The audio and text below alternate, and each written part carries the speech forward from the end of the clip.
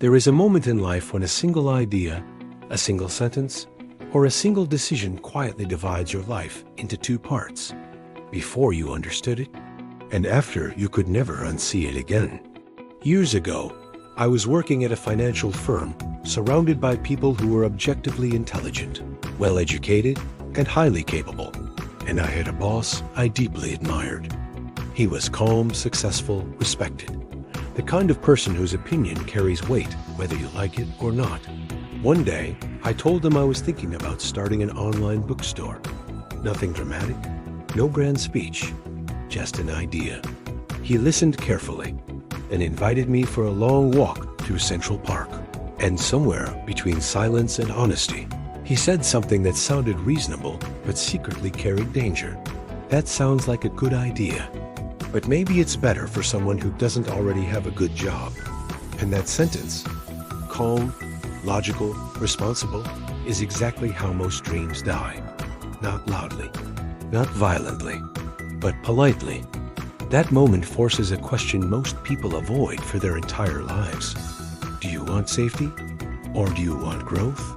Because if you can somehow combine your curiosity, your excitement, and your willingness to risk discomfort, you've already won a game most people never even realize they're playing. That's rare. And rarity is where value lies.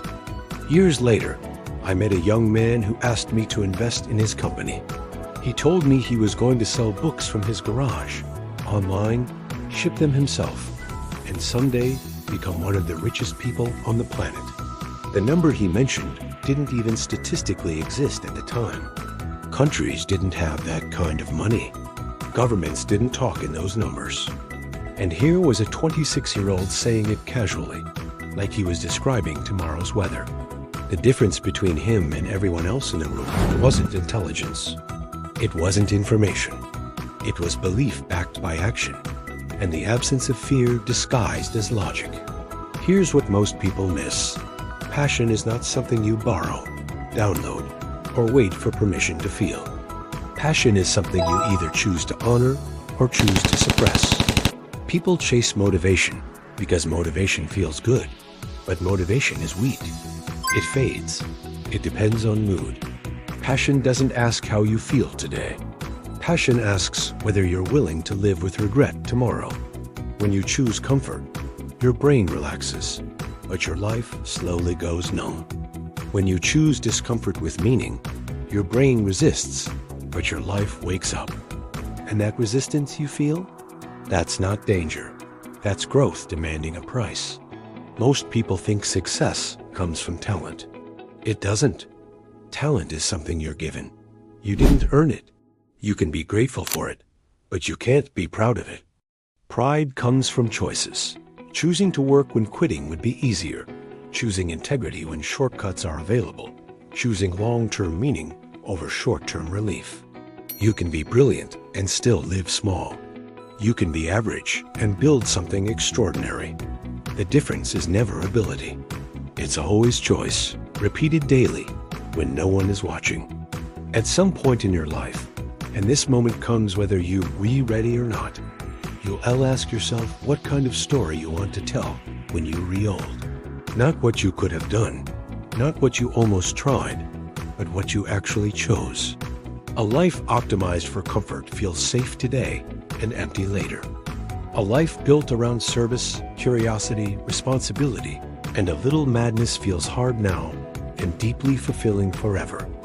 That's why criticism scares people more than failure. Failure teaches. Criticism threatens identity. But every meaningful life requires you to survive being misunderstood. We are living in a time overflowing with opportunity, inspiration, and tools that previous generations could only dream of. The question is no longer whether possibility exists.